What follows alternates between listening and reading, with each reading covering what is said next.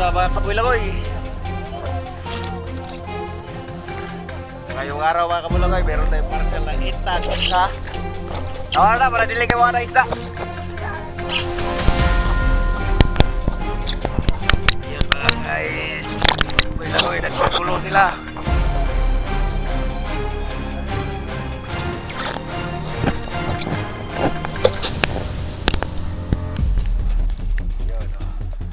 Malapit pa. Yun. Malapit na mga kabulagoy. Carrier.